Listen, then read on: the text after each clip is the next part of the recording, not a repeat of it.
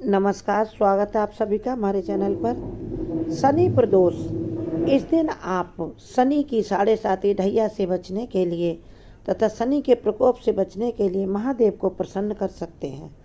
इसीलिए शनि प्रदोष, जिस दिन शनिवार के दिन प्रदोष का व्रत रखा जाता है, उसका बहुत अधिक महत्व होता है, क्योंकि हमारे हिंदू धर्म में प्रत्येक माह शुक्ल पक्ष और कृष्ण पक्ष की त्रयोदशी तिथि को प्रदोष व्रत रखा जाता है। इस दिन भगवान भोलेनाथ को प्रसन्न करने के लिए हम सब पूजा अर्चना करते हैं, उनसे प्रार्थना करते हैं। ऐसी मान्यता है कि प्रदोष व्रत रखने से देवों के देव महादेव अपने भक्तों के सभी दुख कष्ट दूर करते हैं और सुख समृद्धि का आशीर्वाद देते हैं। शनि प्रदोष व्रत रखने से सुख सौभाग्य और खोए हुए राज्य और पद तक की प्राप्ति की सभी मनोकामनाएं पूर्ण होती हैं, क्योंकि शनि प्रदोष का बहुत अधिक महत्व होता है। चलो जानने से पहले, हे मेरे महादेव, जो कोई आपके चरणों में सब्सक्राइब और लाइक समर्पित करके हर हर महादेव लिखे, उसके जीवन को खुशियों से भर देना। शनि प्रदोष व्रत के दिन शिव जी के साथ कर्म फलदाता न्याय के देवता शनिदेव की पूजा आराधना के लिए बहुत ही उत्तम अवसर माना जाता है। ऐसा मानते हैं कि इस दिन सच्ची श्रद्धा से महादेव के साथ साथ शनिदेव की पूजा करने से शनि के अशुभ प्रकोपों से व्यक्ति को छुटकारा मिलता है और जीवन पर यदि किसी के कुंडली में 7.5 चल रही है शनि की, या ढैया चल रही है, शनि की महादशा का प्रभाव चल रहा है, तो ये दुआ है शनि प्रदोष का व्रत करें और महादेव की पूजा के साथ साथ शनिदेव को भी प्रसन्न करें, तो उनके जीवन में इनके प्रभाव कम होते हैं। शनि प्रदोष के दिन सुबह स्नान आदि के बाद आप भगवान भोलेनाथ की पूजा करें। घर में करें या मंदिर में करें, जाके बात बराबर है। भगवान सब जगह सर्वत्र व्याप्त हैं, सब जगह विद्यमान हैं। सच्ची श्रद्धा से आप जहाँ भी पूजा करेंगे, भोलेनाथ आपकी पूजा स्वीकार करेंगे। इसके बाद आप शनिदेव की भी पूजा अर्चना करें, क्योंकि ऐसा करने से समस्त दुखों से छुटकारा पाया जा सकता है। इसके अलावा इस दिन शनिदेव की कृपा पाने के लिए आप शनि चालीसा पढ़ें। शनिदेव के बीज मंत्र ओम शम शनिश्चराय नमः, इस मंत्र का जाप कर लें, बहुत लाभकारी रहता है। फिर से ध्यान से सुने, ओम शम शनिश्चराय नमः। और भगवान महादेव को प्रसन्न करने के लिए शिव चालीसा पाठ करें। महादेव को तांबे के लोटे में जल भरकर उसमें थोड़े काले तिल डालकर उन्हें जल चढ़ाएं, जिससे शनि की कृपा मिलेगी। और प्रदोष व्रत में प्रदोष काल में पूजा का महत्व बहुत अधिक होता है, इसलिए सायंकाल में सूर्यास्त से आधा घंटे पहले और 1 घंटे बाद तक प्रदोष मुहूर्त में भगवान शिव की पूजा अवश्य करें। और पीपल के वृक्ष के नीचे शाम होने से पहले एक तेल का लंबी बत्ती का दिया जलाएं, और उसके बाद आप उसमें भी काले तिल डाल लें थोड़े, और शिवलिंग पर जल अर्पित करें काले तिल डालकर। और सुख समृद्धि पाने के लिए आप चीनी उन्हें भोग में चढ़ाएं या शहद चढ़ाएं भोलेनाथ को, इससे आपको बहुत सुख संपत्ति मिलेगी। और शनिदेव के समक्ष भी सरसों के तेल का एक दीपक जलाएं, आप उनके चरणों पर सरसों का तेल समर्पित करें। ऐसा करने से भोलेनाथ और शनिदेव दोनों प्रसन्न होते हैं और अपनी अपनी कृपा बनाए रखते हैं। छोटे छोटे काम हैं जिन्हें कर कर हम अपने जीवन में खुशियां बटोर सकते हैं। चलो जानते हैं शनि प्रदोष व्रत की कथा जानने से पहले एक बार फिर से रिक्वेस्ट है सभी भक्तों से, महादेव के भक्त चैनल जरूर सब्सक्राइब करें। एक बार सूत जी ने शनि प्रदोष व्रत का महत्व बताते हुए कहा कि प्राचीन समय में निर्धन ब्राह्मणी रहती थी। वो ऋषि सांडिल्य के पास गई और बोली, मैं बहुत दुखी हूँ, मेरे दुख का आप निवारण बताएं। उसने बताया कि वह अपने पति की मृत्यु के बाद अपना पालन पोषण भिक्षा मांगकर करती है। उसने ऋषि सांडिल्य से कहा कि मेरे पुत्र और मैं अब आपकी शरण में हैं।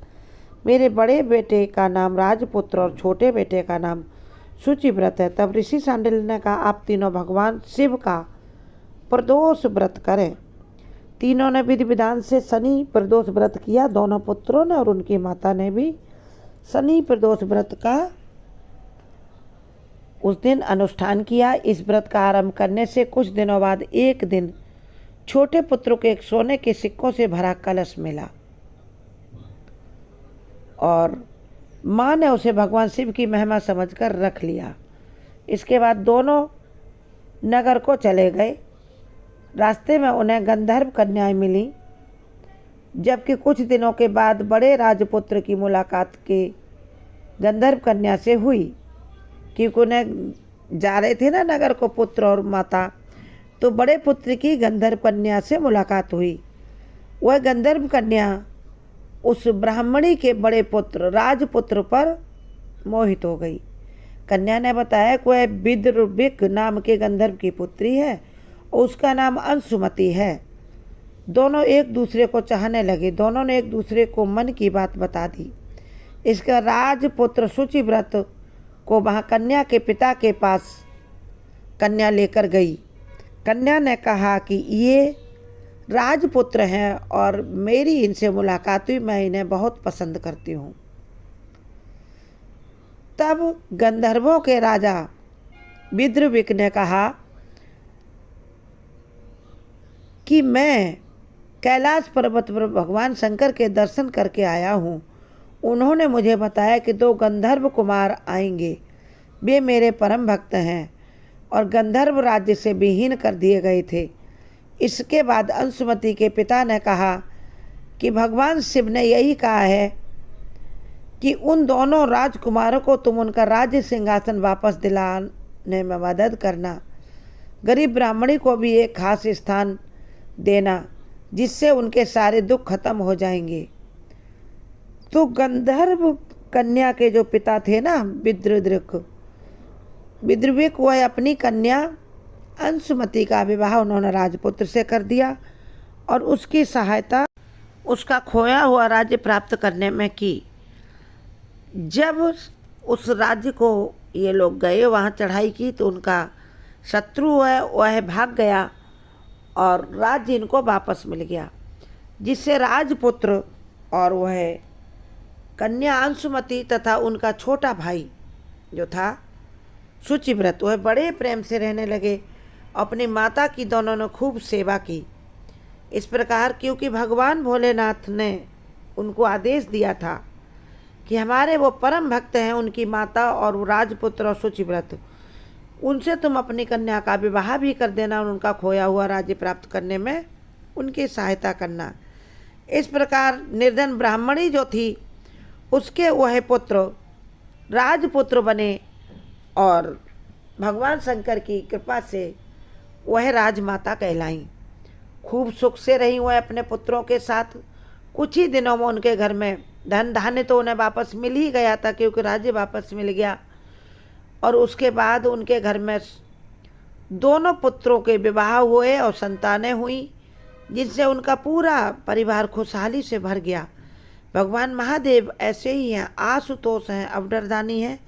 जो कोई उनको प्रसन्न करता है वह उनका घर द्वार और उनके घर में सुख संपत्ति, खुशियाँ, सब कुछ अव्वल दर्जे का कर देते हैं। क्योंकि शनि प्रदोष के दिन शनि का प्रकोप भी कम होता। प्रदोष व्रत रखने से, यदि आप व्रत नहीं रख सकते हैं तो प्रदोष काल में जा कर के शिव मंदिर में पूजा करें और वहाँ पीपल के वृक्ष के नीचे दिया जलाए, शनि के मंदिर में दिया जलाए। हर हर महादेव अवश्य लिखें।